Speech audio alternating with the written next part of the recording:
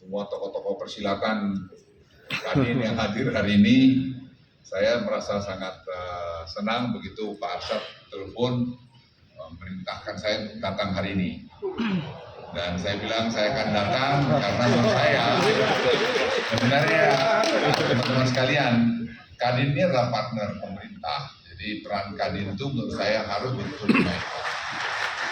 Dan Presiden berkali-kali mengingatkan mengenai ini. Jadi kadang-kadang kita saja yang tidak membuat Kadin itu menjadi seperti itu, side of the coin dengan pemerintah. Hari ini saya diminta untuk memberikan satu penjelasan bagaimana sih perekonomian nasional dan daerah menuju Indonesia maju. Indonesia ini sekarang ini saya pikir menunjukkan ketahanan ekonomi di tengah perfect storm. Perfect storm ini saya coba quote mengenai bagaimana kompleksnya masalah dunia sekarang ini yang Presiden sudah mengingatkan kita. Tapi di tengah-tengah perfect storm tadi, indikator makroekonomi kita itu merupakan salah satu yang terbaik di antara negara-negara G20. Jadi data ini diapresiasi semua dunia. Tidak ada, saya ketemu dengan Kristalina, Managing Director IMF, dan juga David Malpass dari World Bank. Mereka bicara yang sama mengenai ini, bahwa Indonesia pada posisi yang sangat baik. Tentu ini datang bukan dari batu, ini satu proses pekerjaan yang kuat, dari leadership Presiden yang kuat juga. Nah, saya lama merenung, apa sih yang membuat ini kuat? Gitu. Saya coba mengidentifikasi ada 4 hal sebenarnya. Yang pertama, hilirisasi. Hilirisasi ini satu faktor yang sangat menentukan. Tidak kita pernah duga bahwa ini punya dampak luar biasa. Nanti saya akan gambarkan data-datanya kepada Anda. Ya, memang kita lihat nilai tambah, tapi dampaknya nilai tambah ini menurut saya sangat signifikan. Yang kedua, digitalisasi. Itu mendorong efisiensi di semua lini kita. Jadi pajak kita naik itu semua bukan datang tiba-tiba dari batu itu. Karena ini tadi kinerja UMKM domestik, government procurement itu 1.200 triliun. Itu sekarang kita mau semua 90% nanti kita katalogkan, 100% kita katalogkan. Jadi sampai pada TNI juga katalog aja. Masa beli celana dalam juga mesti pakai rahasia, kan enggak juga. Jadi banyak hal. Jadi oleh karena itu nanti UMKM, Kadin harus mainkan peran ini. Jadi nanti bulan Januari itu juga BBI, Bangga Buatan Indonesia, dalam rangka e-katalog itu juga akan ada dari Mabes TNI yang saya minta Panglima TNI sudah menyiapkan itu. Ini kemudian dana desa. Dana desa itu juga dalam 7 tahun terakhir ini hampir 500 triliun. Itu 74.000 desa itu semua dapat uang rata-rata ya ada berkisar 1 miliar rupiah. Dan itu membuat perputaran ekonomi di daerah. Kemudian harga komoditas. Jadi harga komoditas itu buat kita nomor 4, bukan nomor 1 lagi. Karena harga komoditas itu begitu fluktuatif. Ini semua saya renungkan. Memang faktor ini yang sangat menentukan di kita. Kemudian kita lihat kinerja perekonomian domestik didorong oleh kinerja investasi, ini juga semua datanya bikin bagus. Nggak ada yang bisa. Jadi kalau ada yang bilang ada proyek yang nggak selesai, misalnya ada orang, ya ekonom juga, ya, saya tentara sih. Ya, dia bilang gagal juga masuk siapa namanya itu Masayoshi Bank ke Indonesia, jadi nggak beres. Ya nggak apa-apa gagal, kita dapat yang lain, kan nggak akan semua selesai. Pacaran pun udah 1 kali jadi kok. Jadi jangan melihat bahwa ada gagal. Orang kereta api cepat kita jalan. Sekarang kemarin saya bicara semua akan selesai on schedule. Yang jadi isu sekarang bagaimana kita mikir sudah. Kita mulai mikir nanti supaya bisa diberikan pemerintah akan datang bahwa sampai ke Surabaya. Kita sudah mikir di situ. Dan dengan itu kita akan membuat studi yang jauh lebih bagus daripada apa yang Jakarta Bandung ini. Dan cost-nya pasti akan jauh lebih kurang. Kemarin Dubes Cina ke saya, Lukang, saya jelasin sama dia karena menyangkut masalah North Kalimantan nanti akan saya sentuh. Saya bilang much better preparation compared to the speed train Jakarta Bandung. I promise you saya bilang. Jadi kalau nanti hari tanggal 12, kau pergi lihat sendiri ke lapangan. Kita udah bebaskan tanah itu hampir 20.000 hektar lebih dari 30 target kita. Dan itu akan membuat game changer buat Indonesia. Nah ini saya lihat juga tadi realisasi investasi next slide. Ini juga saya kira semua angka-angka Anda bisa lihat. Maaf tolong balik dari slide tadi. Yang angka ini Anda bisa lihat nilai PMA, kita lihat naik terus, kemudian pertumbuhan PMA dan persentase PMA terhadap PDB, Anda lihat angkanya semua naik. Ini semua data ini menunjukkan betapa kita sekarang diminati. Kita kemarin ada dari perusahaan baterai lithium terbesar di dunia, dia akan membangun satu ekosistem dengan kita. Karena ada Ford nanti, ada nanti lain, ada perusahaan mobil terbesar, salah satu paling canggih di dunia. Mudah-mudahan tanggal 8-9 mereka di sini dan kita akan putuskan itu nanti di mana. Itu akan membangun satu ekosistem ekonomi kita. Jadi desain ekonomi kita itu betul-betul desain yang berkelanjutan, yang tidak bisa diputus orang lain, karena bukan sport-sport lainnya. Kemudian kalau kita lihat investasi di industri hilir mendongkrak kinerja ekspor, saya kira neraca transaksi Anda bisa lihat. Tahun lalu kita punya ekspor biji besi, biji iron steel itu 21, hampir 21 miliar dolar. Tahun ini kita akan bisa dekat 28 miliar dolar. Dan kita sudah mulai masuk kepada di sini belum ada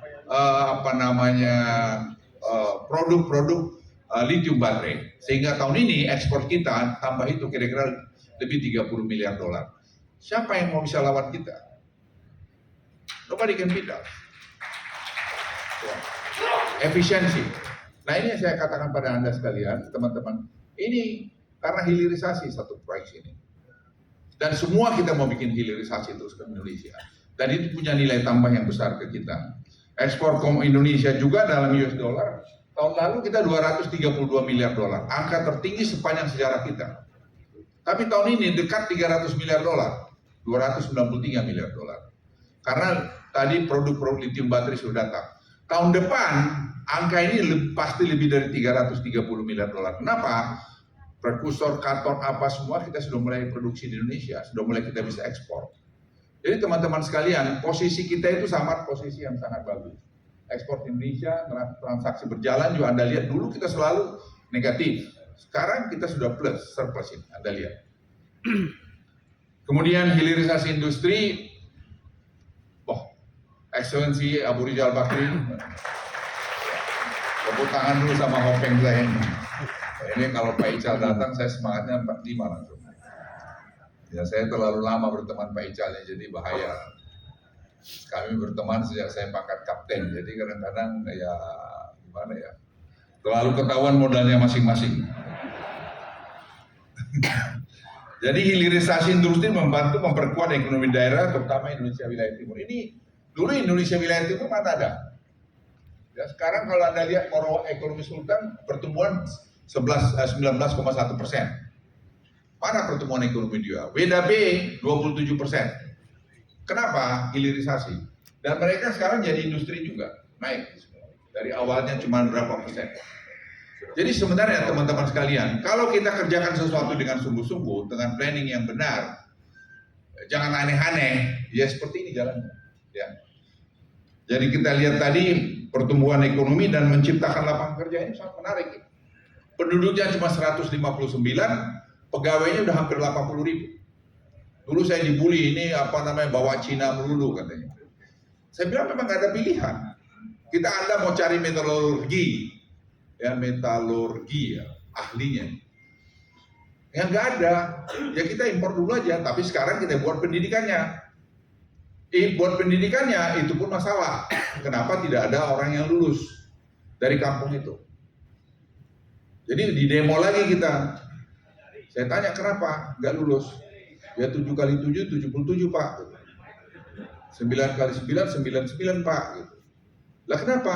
SMA-nya guru matematiknya nggak bagus. Sekarang kita perbaikin itu. Jadi tanpa kita sadari pemerataan pendidikan juga di Indonesia Timur itu dengan sini sekarang makin baik.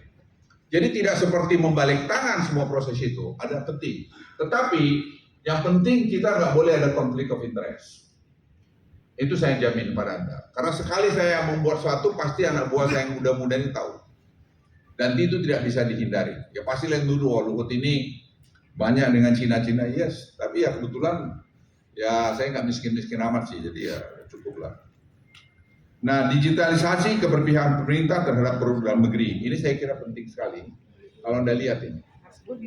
Presentasi kumulatif termasuk UMKM. Jadi teman-teman sekalian dari Kadin, UMKM itu menjadi backbone ekonomi kita.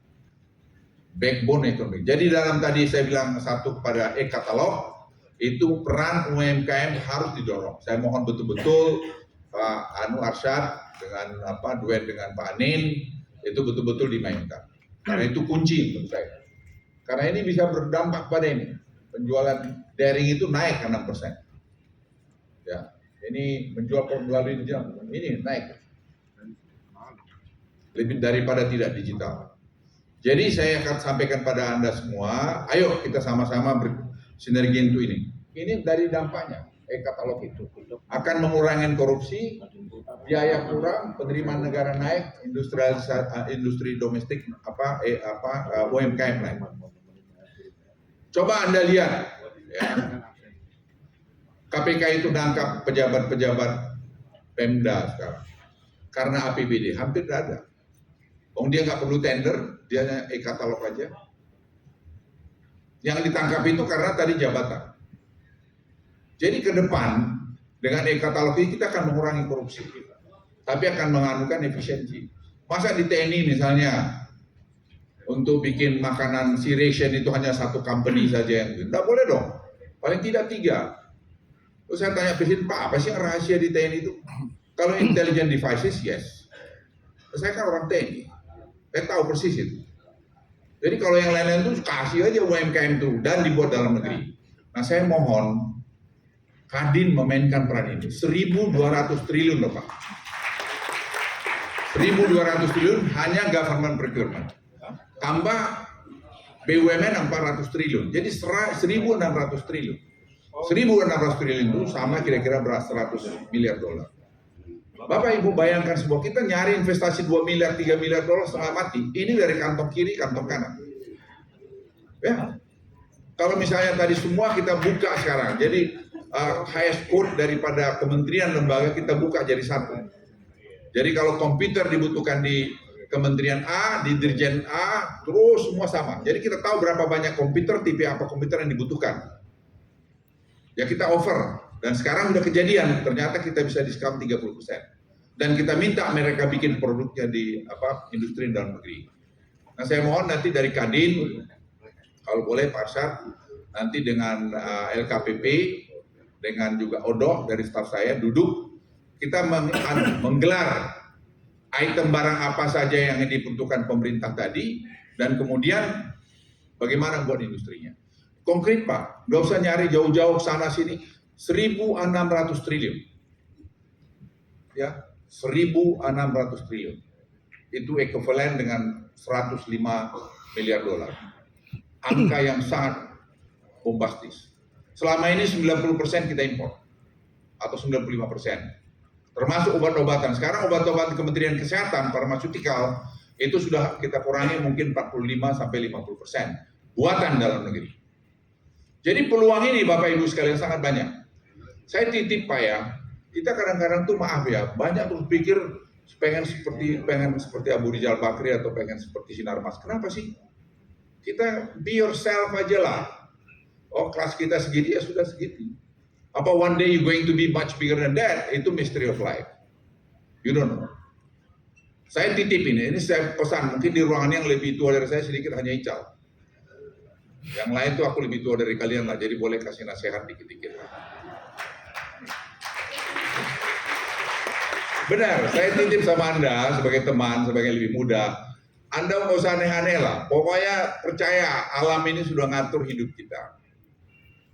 Percaya sama saya. Saya berkali-kali sebagai militer mau kena hadang, kena apa sih segala macam. Ya saya hari ini masih sini. Pernah saya bayangkan bahwa hari ini saya memberikan presentasi di depan Kadin? Tak pernah. Saya bicara dulu grain peluru. Bagaimana stopping power peluru supaya jangan menembus badan pesawat, itu tugas saya dulu. Bagaimana meledakkan pintu, meledakkan itu saya gurunya.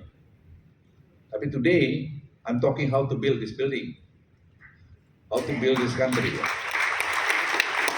Jadi ada perubahan. Jadi saya titip sama Anda yang lebih muda. Usahakan, be yourself, please percaya sama saya. Kalau alam ini pengen kau mau jadi apa, kau jadi apa-apa. Kalau kau nggak mau jadi apa-apa, ya sudah itu memang hidupnya.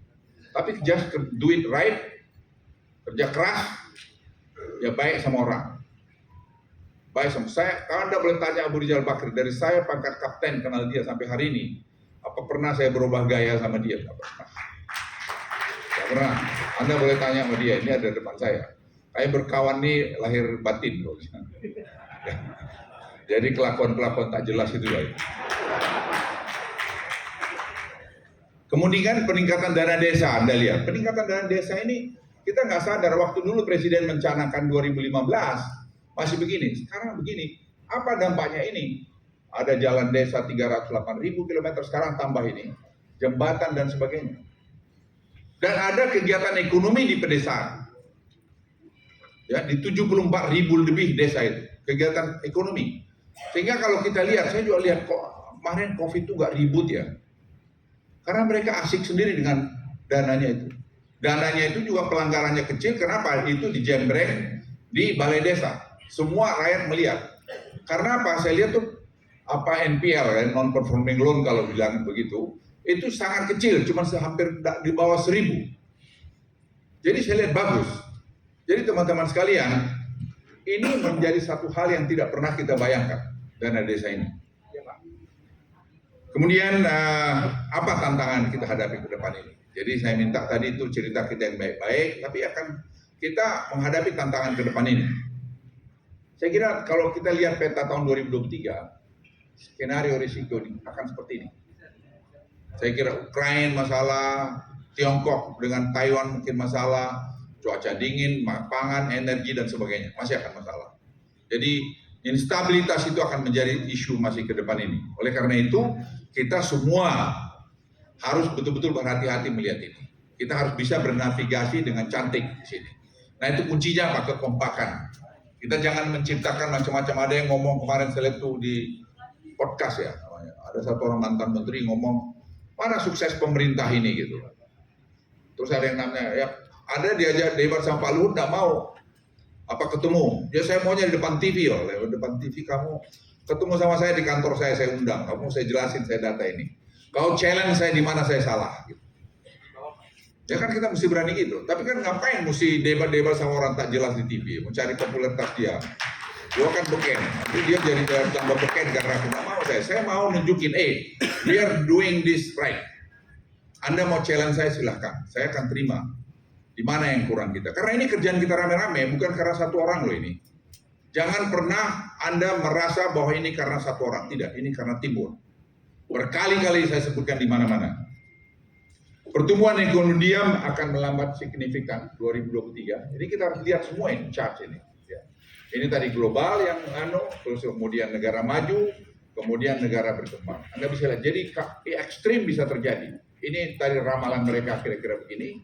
Nah, kalau terjadi tadi keadaan dunia yang tidak bagus, downside-nya akan begini, 1,1% instead of 2,7%.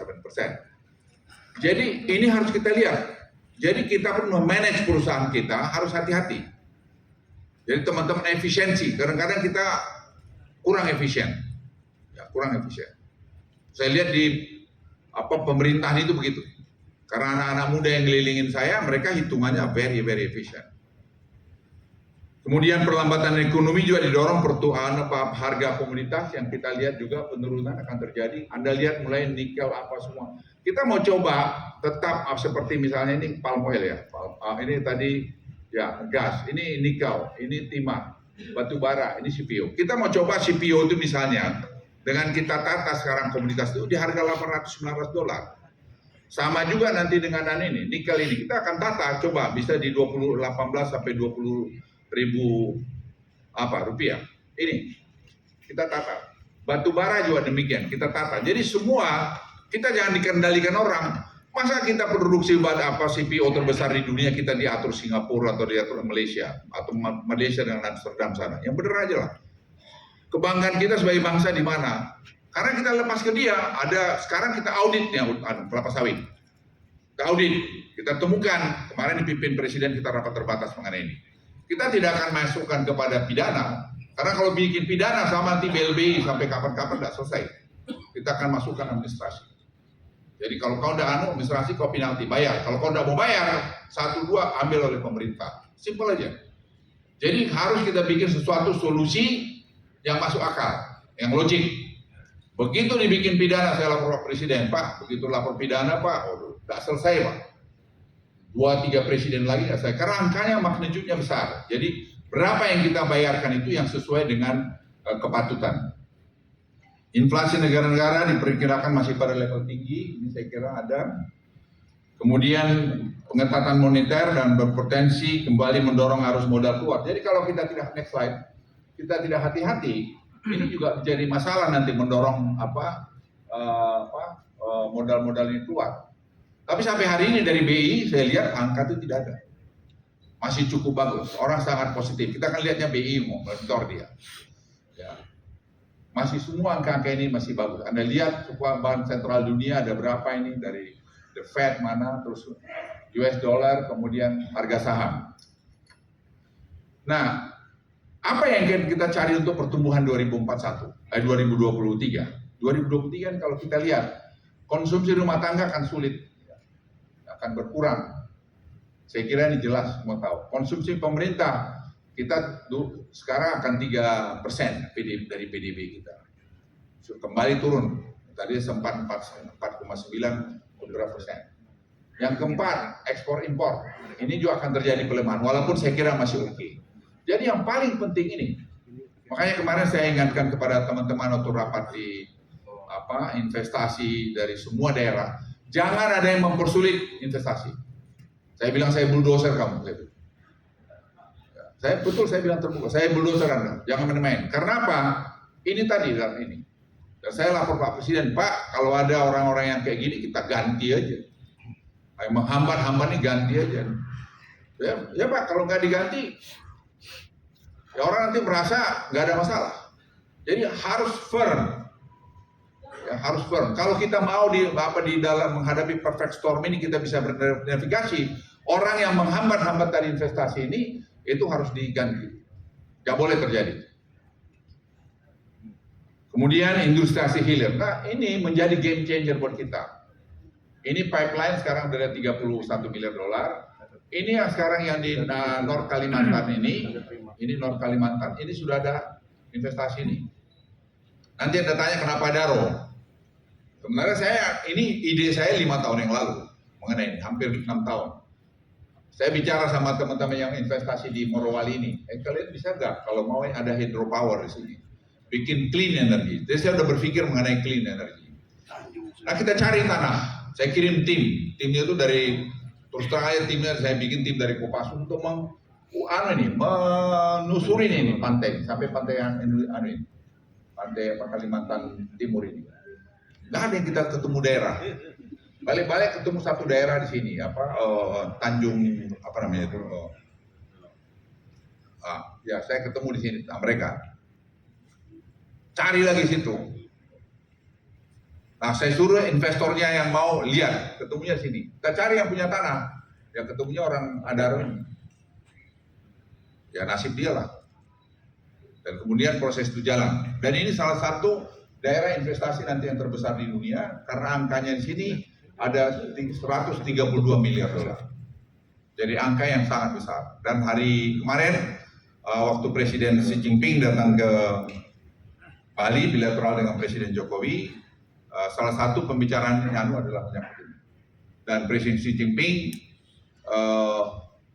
mendorong sekali untuk jalan program. Dan program ini akan banyak nanti UMKM di sana. Karena ini akan mengerjakan lebih mungkin 200.000 orang kepada puncaknya. Dan satu proyek yang membuat game changer buat Indonesia karena kita macam-macam produksi di sana. Ini pipeline daripada perusahaan yang sudah masuk di sana. Ini ada angka-angkanya. Dan ini kita sama sekali nggak ada isu masalah, yang tinggal masalah tadi jangan sampai ada izin-izin. Makanya saya turun tangan soal izin-izin. Kalau ada langsung saya telepon sendiri. Kau masih mau jabatan kau atau enggak, itu aja. Ya harus jalan, jadi sesuai dengan aturan yang ada. Aturan bukan tidak melanggar aturan, jangan salah. Tapi sesuai aturan, jangan diperlambat. Karena apa? Kita menghadapi perfect storm ini, kita harus betul-betul memberikan contoh bahwa we can do it. Ya, we can do it. Mungkin Anda akan dengar dalam 2-3 hari ini, salah satu big company dunia dan automaker akan masuk di kita. Kemudian investasi didorong membangun sebuah ekosistem lithium baterai. Ini kita buat. Jadi kita membangun satu ekosistem. Kita bukan mau satu-satu, tidak. Kita bangun. Mulai pertambangan, metalurgi. Ini nggak ada manusia di Indonesia nih, atau sangat terbatas. Sekarang kita bikin 1.000 orang per tahun metalurgi. Jadi jangan ada yang marah-marah bilang, kau pakai orang Cina, bawa kemari orang Indonesia, ada nggak di sini? Ya simpel aja.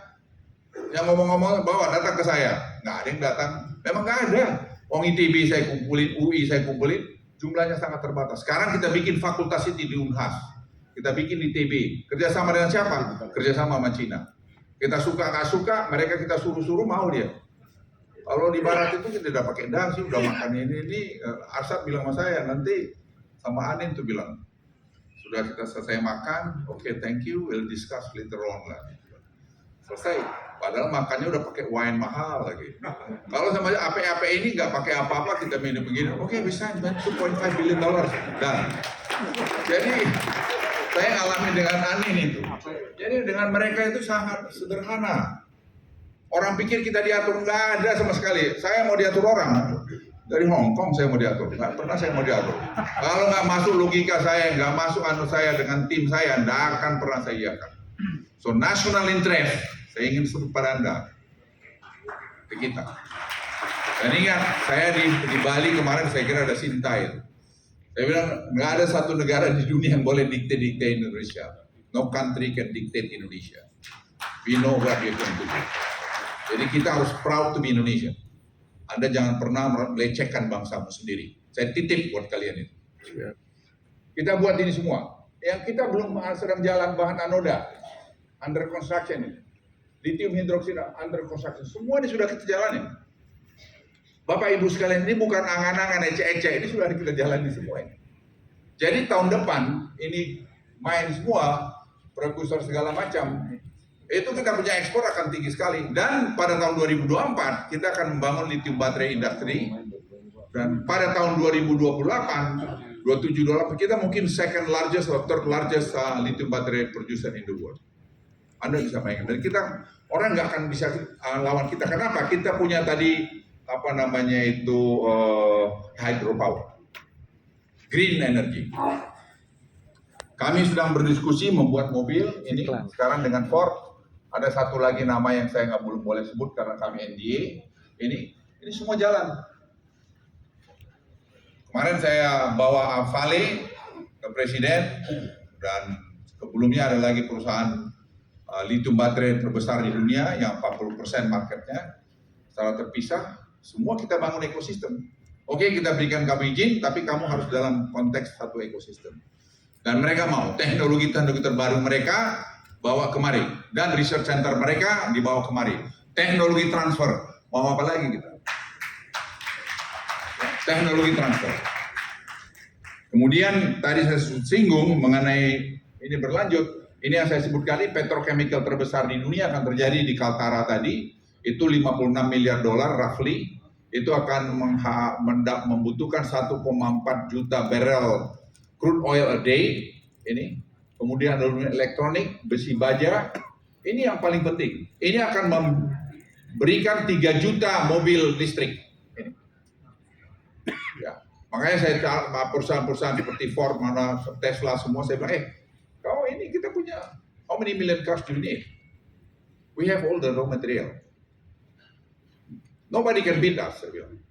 Tell me, sekarang mereka dipikir dia kita dongok-dongok aja gitu. Saya bilang enggak. Oh, lihat itu, nggak ada yang bisa lawan kami. Nah, ini kita mau masuk kepada apa namanya silikon, solar bikin solar panel.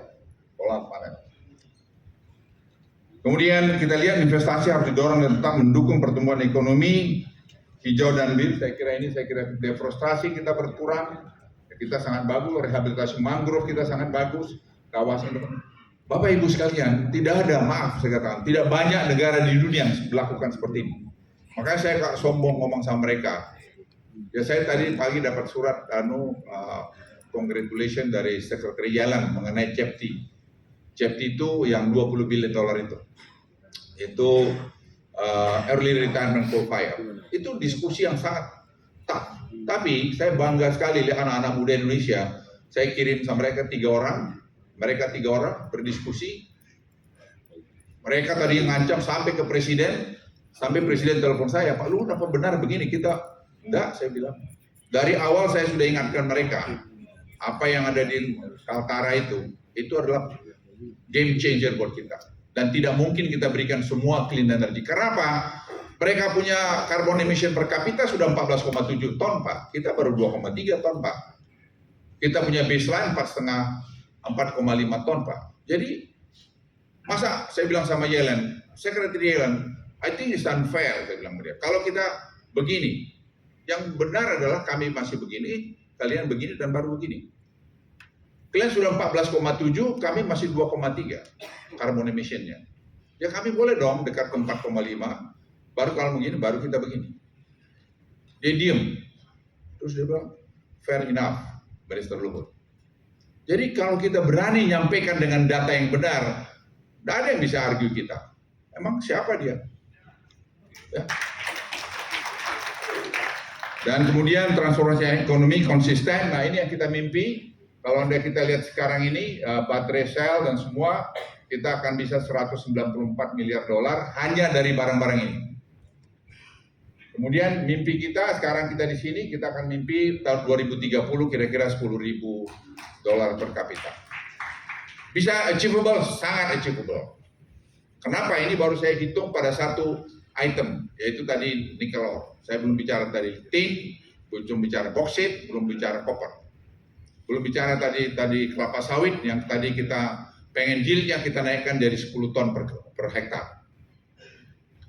Sebagai penutup, teman-teman Kadin semua yang saya hormati, Kadin itu sebagai mitra pemerintah harus bisa mainkan peran sentral ini. Jadi saya mohon Anda, makanya saya senang dengan Pak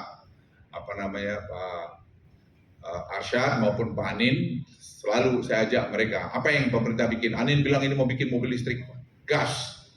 Kita mainkan. Mau apa lagi? Ini gas, saya bilang.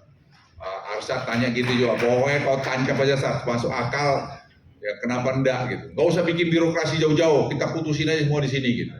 Ya bisa kok. Sepanjang itu kepentingan nasional, saya ulangi ya pada Anda semua, gak usah bikin sok penting lah. Kau kan pejabat sekarang, besok lusa kau balik lagi dulu jadi sebagai rakyat biasa ya. Jadi jangan kau bikin persulit temanmu. Ya, be yourself. Yang kedua, saya titip ini, Kadin kita harus juga tadi ini loh, agile. Harus bisa bermanuver dengan baik. Dan dengan pemerintah. Ingatkan pemerintah, kalau ada yang nggak beres juga, ingatkan. Saya berkomunikasi dengan Pak Arsyad ini sering telepon. Anda tanya nggak pernah dia nggak teks saya nggak langsung saya respon. Nggak pernah. Anin sama. Anin bilang ya apa Nin? Bisa saya telepon, saya yang telepon balik dia. Sama Arsyad. Kenapa? Because I believe Kadin Chambers of Commerce itu adalah partner Indonesia, partner pemerintah. Jadi tidak hanya omong-omong aja, Anda boleh tanya ini saksi hidup. Begitu dia, saya bisa telepon Pak, aku yang telepon dia balik. Sama Anda saya telepon, apa yang harus aku bantukan? Karena kita ini pelayan. Saya ulangi ya, kita ini pelayan daripada Anda sekalian. Anda bayar gaji saya dengan teks pajak. Yang ketiga, saya investasi asing ini supaya dianukan transfer teknologi, efisiensi. Saya bilang Anin mau bawa apa dengan Inggris, dengan Menteri Investasinya. Nin, kau perlu apa yang saya lakuin? Beritahu aja. Nanti aku teleponin semua gitu. Karena aku sakti juga, saya bilang sama dia. Iya dong, kita mesti berani gitu. Karena kalau tidak, sama Arsyad, saya bilang, Sat, apalagi Sat gitu. Dan Kadin juga harus bisa menjadi mitra yang bagus. Dan saya mohon Kadin, saya ulangi ya, Kadin bermain di UMKM. 1.600 triliun itu harus target kita bersama. Pertamina itu paling banyak masalah pipa, ya enggak? Itu saya bilang sama si Nika, kau jangan macam-macam kau, saya bilang sama dia. Ya, pokoknya pakai barang dalam negeri. Jangan kalian karang-karang, kami udah tahu itu. Kadang-kadang ekspornya dirubah-rubah supaya Saya bilang kamu jangan macam-macam gitu lah, kita nggak bego-bego amat, kau paham kok itu. Ya. Jadi saya minta itu aja, sekali lagi terima kasih, mudah-mudahan apa yang saya sampaikan ada manfaatnya. Dan ke depan Kadin harus kita menjadi satu dengan pemerintah. Terima kasih. Wassalamualaikum warahmatullahi wabarakatuh.